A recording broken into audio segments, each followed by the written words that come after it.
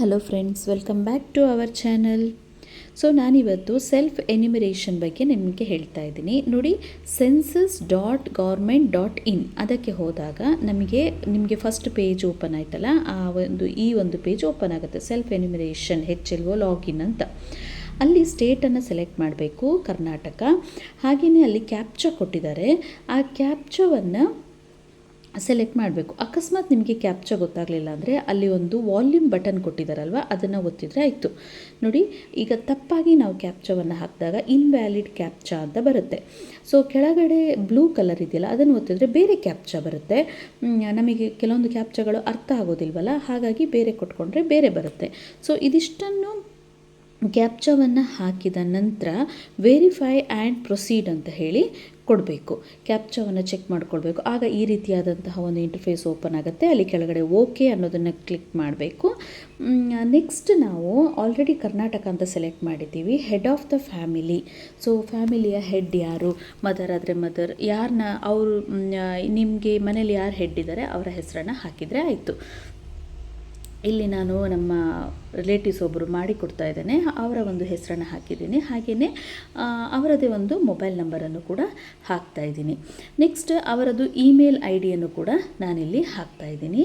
Email I ಡಿಯನ್ನು ಕೂಡ ಹಾಕಿ, email I D ಇದ್ದರೆ okay, ಇಲ್ಲದಿದ್ದರೂ ಕೂಡ ನಿಮಗೆ ಯಾರಾದರೂ ನಿಮ್ಮ ಫ್ಯಾಮಿಲಿಯಲ್ಲಿ ಯಾರ್ದಾದ್ರು ಇಮೇಲ್ ಐ ಡಿ ಇದ್ದರೂ ಕೂಡ ಹಾಕಿದ್ರು ಓಕೆ. ಫೋನ್ ನಂಬರ್ ಕೂಡ ಅವರದೇ ಹಾಕಬೇಕು ಅಂತಿಲ್ಲ, ಯಾರ್ದಾದ್ರೂ ಹಾಕ್ಬೋದು. ಈಗ OTP ಬರುತ್ತೆ. ಆ ಯಾವ ಮೊಬೈಲ್ ನಂಬರನ್ನು ನಾವು ಹಾಕ್ತೀವಿ ಆ ನಂಬರ್ಗೆ ಒಂದು OTP ಬರುತ್ತೆ. ಆ OTP ಅಲ್ಲಿ ನಾವು ಎಂಟರ್ ಮಾಡಬೇಕು. ಸ್ವಲ್ಪ ಹೊತ್ತು ವೆಯ್ಟ್ ಮಾಡಬೇಕು.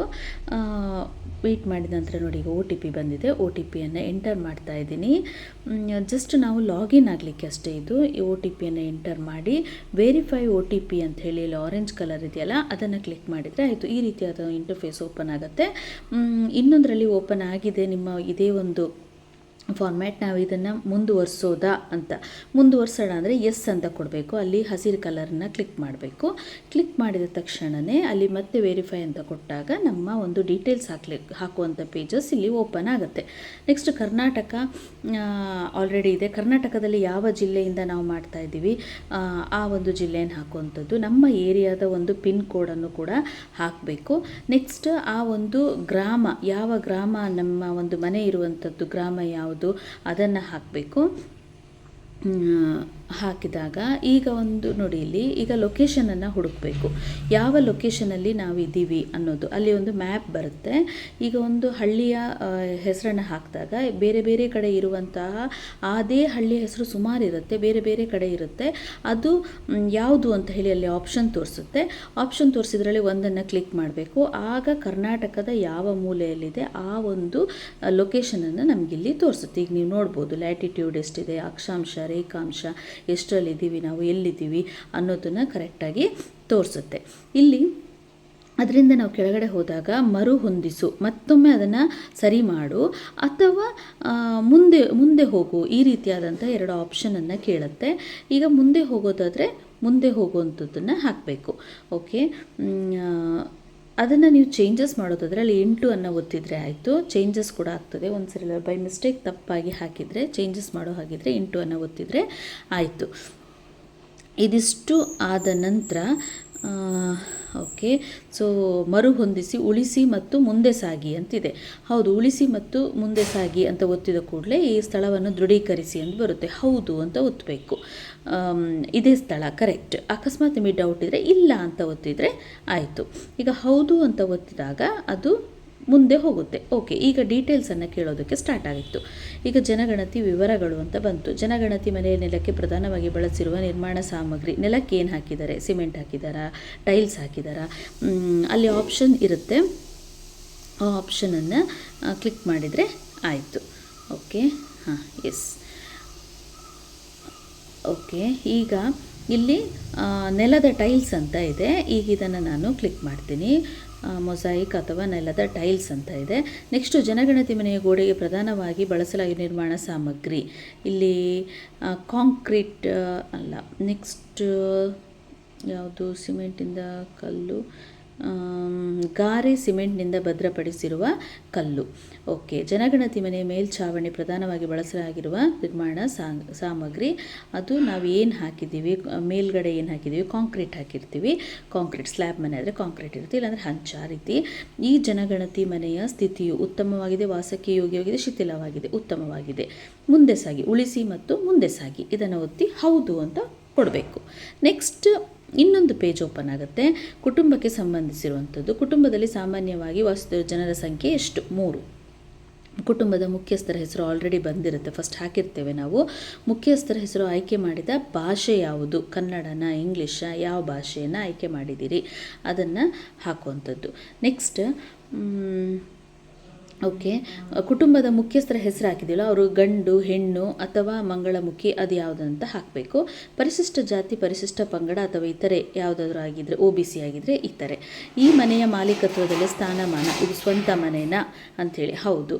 ವಾಸದ ಕೊಠಡಿಗಳ ಸಂಖ್ಯೆ ಎಷ್ಟು ರೂಮ್ಸ್ ಇದೆ, ಯುಟಿಲಿಟಿ ಈ ಥರದ್ದೆಲ್ಲ ಬಿಟ್ಟು ನಾವು ವಾಸದ ಮಾಡುವಂಥ ರೂಮ್ಗಳು ಎಷ್ಟು ಅದನ್ನು ಹಾಕಬೇಕು. ನೆಕ್ಸ್ಟು ಈ ಕುಟುಂಬದಲ್ಲಿ ವಾಸಿಸುತ್ತಿರುವ ವಿವಾಹಿತ ದಂಪತಿಗಳು ಎಷ್ಟು ಜನ ದಂಪತಿಗಳಿದ್ದಾರೆ, 1, 2 ಈ ರೀತಿಯಾಗಿ ಹಾಕಬೇಕು. ದಂಪತಿಗಳು ಇಬ್ಬರು ಅಂತ ಹಾಕಬಾರ್ದು, ಒಂದೇ ಗಂಡ ಹೆಂಡತಿ ಮಕ್ಕಳು ಇದ್ದರೆ ಗಂಡ ಹೆಂಡತಿ ಆ ರೀತಿ. ನೀರಿಗೆ ಏನು ವ್ಯವಸ್ಥೆ ಇದೆ? ಬಾವಿ. ನೆಕ್ಸ್ಟು ಕುಡಿಯೋ ನೀರು ಮೂಲದ ಲಭ್ಯ, ಬಾವಿ ಎಲ್ಲಿದೆ? ಆವರಣದೊಳಗೆ. ಹಾಗೆ ಕರೆಂಟ್ ಇದೆಯಾ? ಕರೆಂಟ್ ಇದೆ. ನೆಕ್ಸ್ಟು ಶೌಚಾಲಯ ಪ್ರತ್ಯೇಕವಾಗಿ ಮನೆಗೆ ಮಾತ್ರ ಉಪಯೋಗಿಸ್ತಾ ಇದ್ದೀವ ಅದನ್ನು ಕೂಡ ಹಾಕಬೇಕು. ಹೌದು, ಮನೆಗೆ ಮಾತ್ರ ನಾವು ಉಪಯೋಗಿಸ್ತಾ ಇರುವಂಥದ್ದು, ಪಬ್ಲಿಕ್ ಟಾಯ್ಲೆಟನ್ನು ನಾವು ಯೂಸ್ ಮಾಡ್ತಾ ಇಲ್ಲ ಅಂಥೇಳಿ ಹಾಕುವಂಥದ್ದು. ನೆಕ್ಸ್ಟ್ ತ್ಯಾಜ್ಯ ನೀರನ್ನು ಹೊರಸಾಗಿಸಲು ಚರಂಡಿ ಹೇಗಿದೆ? ಒಳಚರಂಡಿ, ತೆರೆದ ಚರಂಡಿ ಇಲ್ಲ, ಒಳಚರಂಡಿ. ಸ್ನಾನಗೃಹ ಇದೆಯಾ? ಮೇಲ್ಛಾವಣಿ ಇಲ್ಲದ ಸ್ನಾನಗೃಹ ಇದೆಯಾ ಅಥವಾ ಸ್ನಾನಗೃಹವೇ ಇಲ್ವಾ? ಸ್ನಾನಗೃಹ ಇದೆ. ಅಡುಗೆ ಮನೆಯಲ್ಲಿ ಅಡುಗೆ ಯಾವುದರಿಂದ ಮಾಡ್ತಾ ಇದ್ದೀರಾ? LPGನ, LPG ಅಥವಾ ಸೌದೆ ಆದರೆ ಸೌದೆ. ನೆಕ್ಸ್ಟು ಬಯಲಲ್ಲಿ ಅಡುಗೆ ಮಾಡ್ತಾ ಇದ್ದೀರಾ? ಇದೆಲ್ಲ ಆಪ್ಷನ್ ಬರುತ್ತೆ, ನಮಗೆ ಇದ್ರೆ ಹಾಕುವಂಥದ್ದು. ನೆಕ್ಸ್ಟ್ ಯಾವುದರಿಂದ ಅಡುಗೆ ಮಾಡ್ತಾ ಇದ್ದೀರಾ? LPGಯನ್ನು ಉಪಯೋಗಿಸ್ಕೊಂಡು ನಾವು ಅಡುಗೆ ಮಾಡ್ತಾ ಇದ್ದೀವಿ. ನೆಕ್ಸ್ಟ್ ಶೌಚಾಲಯಕ್ಕೆ ಯಾವ ರೀತಿಯಾದಂತಹ ಗುಂಡಿ ಇರುವಂಥದ್ದು ಅಂಥೇಳಿ ಕೇಳ್ತಾರೆ. ಯಾವುದು? ಹಾಗೆ ಒಳಚರಂಡಿಯಲ್ಲೇ ಶೌಚದ ನೀರು, ಫ್ಲಶ್ ಮಾಡಿದ ನೀರು ಹೋಗುತ್ತಾ ಅಥವಾ ಸೆಪ್ಟಿಕ್ ಟ್ಯಾಂಕ್ ಮಾಡಿದ್ರೆ ಸೆಪ್ಟಿಕ್ ಟ್ಯಾಂಕನ್ನು ಮಾಡಿರ್ತಾರೆ. ಓಕೆ, ನೆಕ್ಸ್ಟ್ ಮುಂದೆ ಅಂತ ಹೇಳಿ ಕೊಡಬೇಕು, ಉಳಿಸಿ ಮತ್ತು ಮುಂದೆ ಸಾಗಿ. ನೆಕ್ಸ್ಟ್ ರೇಡಿಯೋ, ಟ್ರಾನ್ಸಿಸ್ಟರ್ ಯೂಸ್ ಮಾಡ್ತಾ ಇದ್ದೀರಾ? ರೇಡಿಯೋ ಯೂಸ್ ಮಾಡ್ತಾ ಇದ್ದೀರಾ? ಯಾವುದ್ರಲ್ಲಿ ಯೂಸ್ ಮಾಡ್ತಾ ಇದ್ದೀರಾ? ಸಾಂಪ್ರದಾಯಿಕ ರೇಡಿಯೋನ, ಮೊಬೈಲ್, ಫೋನನ್ನು ನೀವು ಬಳಸ್ತಾ ಇದ್ದೀರಾ? ಮೊಬೈಲ್, ಈಗ ಎಲ್ಲರೂ ಕೂಡ ಅದನ್ನೇ ಬಳಸುವಂಥದ್ದು. ಟೆಲಿವಿಷನ್ ಇದೆಯಾ? TV ಇದೆಯಾ? ಉಚಿತ ಡಿಶ್ ಇದೆಯಾ? DTH ಇದೆಯಾ? ಕೇಬಲ್ ಸಂಪರ್ಕ. ಓಕೆ, ನೆಕ್ಸ್ಟ್ ಇಂಟರ್ನೆಟ್ ಸಂಪರ್ಕ ಇದೆಯಾ? ಮೊಬೈಲ್, ಸ್ಮಾರ್ಟ್ಫೋನ್ ಇದೆ ಅಂತ ಹೇಳಿದ್ಮೇಲೆ ಇಂಟರ್ನೆಟನ್ನು ನಾವು ಯೂಸ್ ಮಾಡ್ತೀವಿ. ಲ್ಯಾಪ್ಟಾಪ್ ಇದ್ದರೆ ಲ್ಯಾಪ್ಟಾಪ್ ಅಂತ ಹಾಕಬೇಕು. ಲ್ಯಾಪ್ಟಾಪ್, ಕಂಪ್ಯೂಟರ್ ಇದೆಯಾ? ಹೌದು. ನೆಕ್ಸ್ಟ್ ಟೆಲಿಫೋನ್, ಸ್ಥಿರ ದೂರವಾಣಿ ಮಾತ್ರ, ಮೊಬೈಲ್ ಮಾತ್ರ, ಸ್ಮಾರ್ಟ್ಫೋನ್ ಇರುತ್ತೆ ಮನೆಯಲ್ಲಿ. ಬೈಸಿಕಲ್, ಸ್ಕೂಟರ್, ಮೋಟಾರ್ ಸೈಕಲ್ ಯಾವುದಿರುತ್ತೆ? ಓಕೆ, ಸ್ಕೂಟರ್, ಮೋಟಾರ್ ಸೈಕಲ್ ಅದು ಇರುವಂಥದ್ದು. Next car, jeep, van. Car ಇದ್ದರೆ ಹೌದು, ಇಲ್ಲದಿದ್ದರೆ ಇಲ್ಲ. ಕುಟುಂಬದಲ್ಲಿ ಸೇವನೆಗೆ ಬಳಸುವ ಪ್ರಮುಖ ಧಾನ್ಯಗಳು ಯಾವುದನ್ನು ಬಳಸ್ತಾರೆ? ಜಾಸ್ತಿ ಬಳಸುವಂಥದ್ದು ಅಕ್ಕಿ. ಮೊಬೈಲ್ ನಂಬರ್ ಆಲ್ರೆಡಿ ಇರುತ್ತೆ. ಸೊ ಇದಿಷ್ಟು ಆಯಿತು ನೋಡಿ, ಇದಿಷ್ಟು ಮಾಹಿತಿಗಳು ಇರುವಂಥದ್ದು ನೀವು ನೋಡ್ತಾ ಇರ್ಬೋದು. ಇದಿಷ್ಟು ಮಾಹಿತಿಗಳನ್ನು ನೋಡಿಕೊಂಡು ಇಲ್ಲಿ ಲಾಸ್ಟಲ್ಲಿ ಒಂದ್ಸರಿ ಚೆಕ್ ಮಾಡಿ ದೃಢೀಕರಿಸಿ ಮತ್ತು ಸಲ್ಲಿಸಿ, ಅಲ್ಲಿಗೆ ಸಬ್ಮಿಟ್ ಆಗ್ತದೆ ಫ್ರೆಂಡ್ಸ್. ಓಕೆ, ಈಗ ಸಬ್ಮಿಟ್ ಮಾಡಿ ಡ್ರಾಫ್ಟ್ ಆಗಿನೂ ಕೂಡ ಉಳಿಸ್ಬೋದು, ಇಲ್ಲ ಸಬ್ಮಿಟ್ ಮಾಡ್ತೀನಿ ಅಂದರೆ ಹೌದು ಅನ್ನೋದನ್ನು ಕ್ಲಿಕ್ ಮಾಡಿದ್ರೆ ಅಲ್ಲಿ ಸಬ್ಮಿಟ್ ಆಗ್ತದೆ. ಓಕೆ, ಈಗ ನೋಡಿ, ಈಗ ಒಂದು ಎಸ್, ಇದಿಷ್ಟು ನಮ್ಮ ಒಂದು ಗಣತಿ ಇಲ್ಲಿಗೆ ಸಬ್ಮಿಟ್ ಆಗಿದೆ. ಇದಿಷ್ಟು ಪ್ರೋಸೆಸ್ ಇರುತ್ತೆ. ಇದಿಷ್ಟನ್ನು ನಾನು ಹೇಳ್ತಾ ನಮ್ಮ ಒಂದು ಈ ಒಂದು ಚಿಕ್ಕ ವಿಡಿಯೋನ ನಾನು ನಿಮ್ಮ ಜೊತೆ ಶೇರ್ ಮಾಡ್ಕೊಂಡಿದ್ದೀನಿ. ಈ ವಿಡಿಯೋ ನಿಮಗೆ ಇಷ್ಟ ಆಗಿದರೆ ದಯವಿಟ್ಟು ನಮ್ಮ ಚಾನಲ್ಗೆ ಸಬ್ಸ್ಕ್ರೈಬ್ ಮಾಡೋದನ್ನು ಮರಿಬೇಡಿ ಅಂತ ಹೇಳ್ತೀನಿ. ನಾನು ನೆಕ್ಸ್ಟ್ ಮನೆ ಪಟ್ಟಿಯ ಹೇಗೆ ಮಾಡೋದು ಆ ವಿಡಿಯೋನು ಕೂಡ ನಾನು ನಿಮ್ಮ ಜೊತೆ ಶೇರ್ ಮಾಡ್ಕೊಳ್ತೀನಿ. ಈ ಒಂದು ವಿಡಿಯೋ ಯಾರಿಗೆಲ್ಲ ಯೂಸ್ಫುಲ್ ಆಗಿದೆ ಅವರೆಲ್ಲರಿಗೂ ಕೂಡ ಈ ವಿಡಿಯೋನ ಶೇರ್ ಮಾಡಿ ಅಂತ ಹೇಳ್ತಾ, ಈ ಒಂದು ಈ ನಂಬರ್ ಇದೆಲ್ಲ H25 ಈ ನಂಬರನ್ನು ನಾವು ತೆಗೆದಿಟ್ಕೊಳ್ಬೇಕು. ಈ ನಂಬರನ್ನು ತೆಗೆದಿಟ್ಕೊಂಡ್ರೆ ನಾವು ಬಂದಾಗ ಕೊಡ್ಬೋದು. ಟೇಕ್ ಕೇರ್, ಬಾಯ್.